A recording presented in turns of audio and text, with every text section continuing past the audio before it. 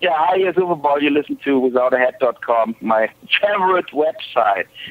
Welcome to the station of decapitation without your head. I'm Nasty Neil, and I'm joined by filmmakers and stars of The Endless, Justin Benson and Aaron Moorhead. How are you guys doing? Oh, we're doing really good. Thank you for having us. So it's a really unusual movie.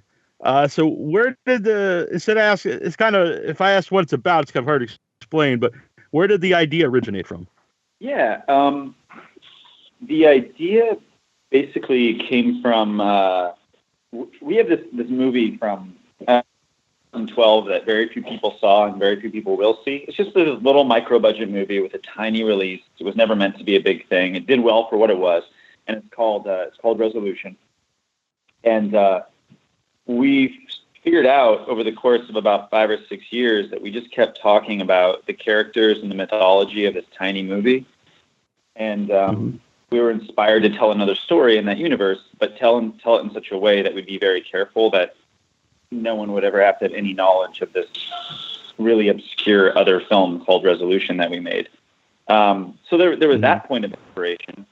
And then there was also just the desire to go out and make something and be self-reliant, because we realized that after our second movie, Spring, we had become a bit complacent and that we were constantly waiting on investors or casts to just go make a movie. And we'd become sort of professional meeting takers and email senders as opposed to, the do-it-yourself filmmakers that we've always been.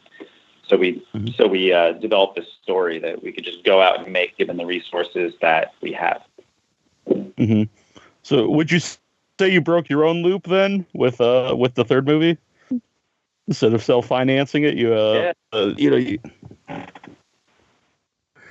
a way, we didn't. The movie isn't obviously a commentary on our own careers, because that would be the most ridiculous and solipsistic thing for us to do. But it definitely reflects something we were feeling. And yeah, I guess you're right. How did you get together to be creative partners? We were interns together at a commercial production company. And all that means is we were moving people's mail around, like competing to move people's mail around. That was all you could do to keep yourself sane. But we sat at the same table and started talking, and we had some similar interests.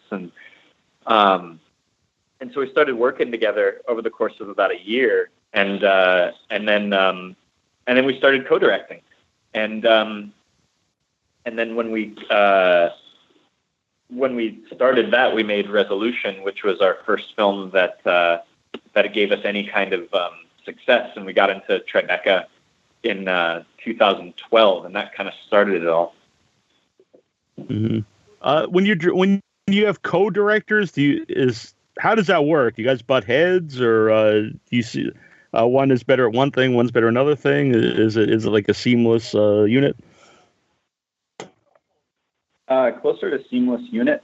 Before we ever started making films together, we each had about a decade of just do-it-yourself filmmaking experience, and we both continue to see ourselves, rather than like directors specifically, we're more like just the general category of we're filmmakers, and we happen to have almost identical instincts, and we're with every project from conception to finish.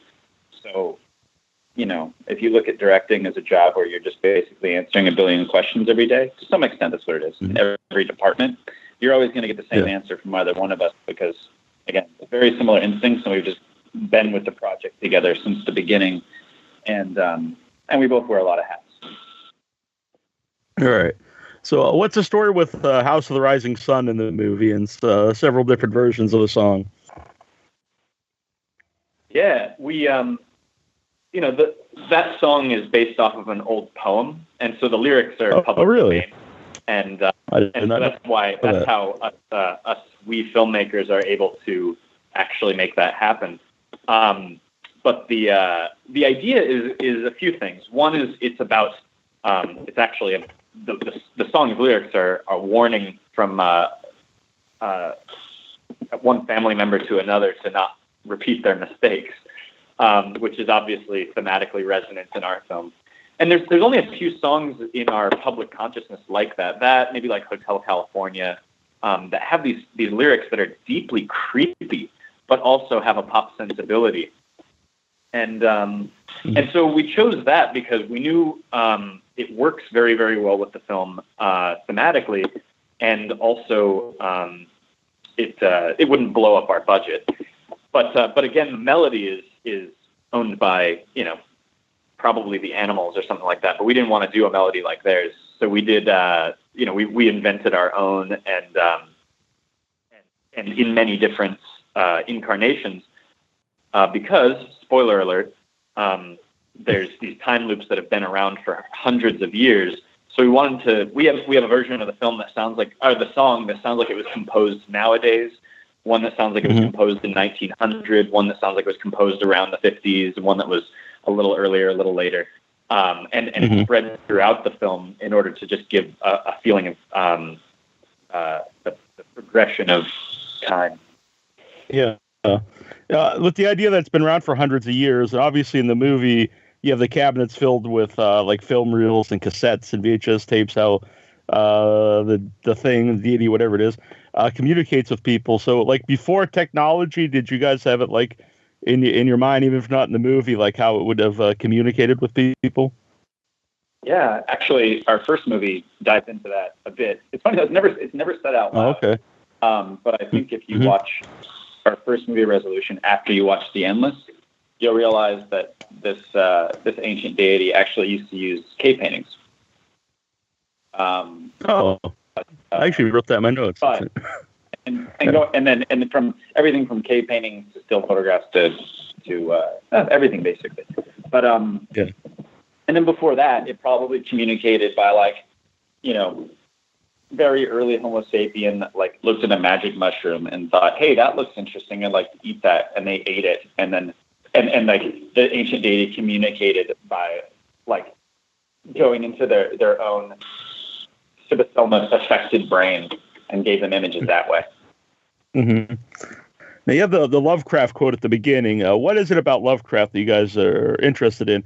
And do you see this movie, The Endless, as a Lovecraftian tale? It's funny. We actually have to go back a little bit for that, because with Resolution and Spring, they were both described as Lovecraftian. And right. To be really embarrassingly honest, Justin and I hadn't read any Lovecraft. We barely even knew who he was. I think if somebody had asked me who Lovecraft was, I would say I think he might be a romance novelist, like Lovecraft. I don't know. I knew he was important, but that was about it. And right. And then so between Spring and this film, we caught up, of course, on who he was, because we're not proud of our own ignorance, and so we decided to steer into it because yes. We don't disagree that Resolution and Spring are Lovecraftian films. We just were not inspired by him directly. We're probably inspired by people who read him that we read, like Stephen King or Alan Moore, stuff like that. So right. Indirectly, I'm sure he pervades all horror. He is the godfather of horror in our century.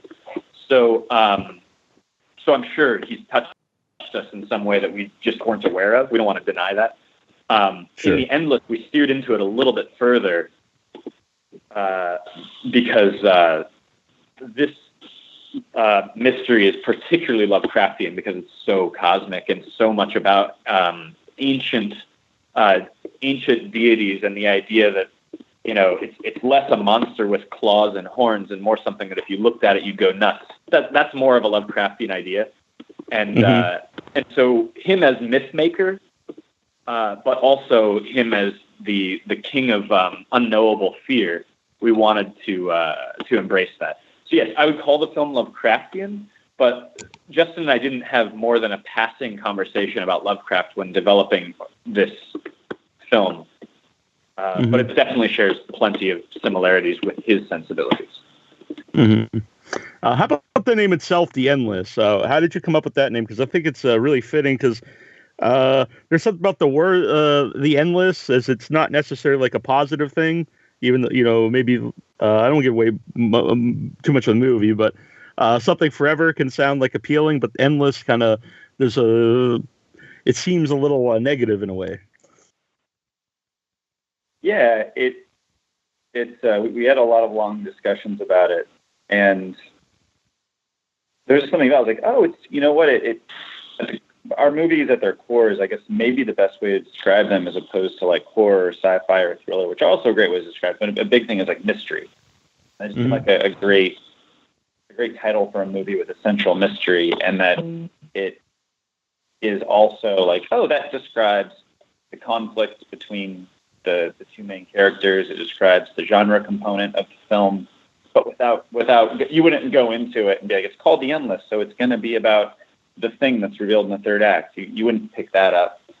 And what else? What other reasons do we have for it? That's basically it. It sounds cool. It looks cool. It makes critics feel bad for writing if they feel like no one wants to be the cheesy person that says it feels endless. So you head them on. That's right. So how important is it for you to be currently number one on Rotten Tomatoes for horror movies this year? Oh, important isn't quite the word. I mean, it's not important to us. It's not like, all right, if we're going to make this movie, it's got to be number one on Rotten Tomatoes. Sure. But, well, does it mean anything for people to go see it or anything like that? Yeah. As independent filmmakers, we have very, very little in the way of the ability to broadcast the message that this film exists. It's not something that you can pay for like Marvel movies, where they just throw it on billboards and buses and everything. So the awareness of the film can only really come from people like yourself and from grassroots movements. And one of the main places that people go to decide if they want to see a movie or not is Rotten Tomatoes. So being placed as the number one horror film of the year so far helps our film's visibility so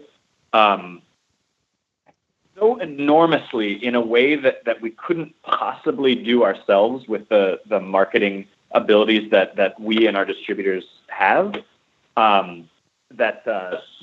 We absolutely adore it. We just hope we don't let anyone down.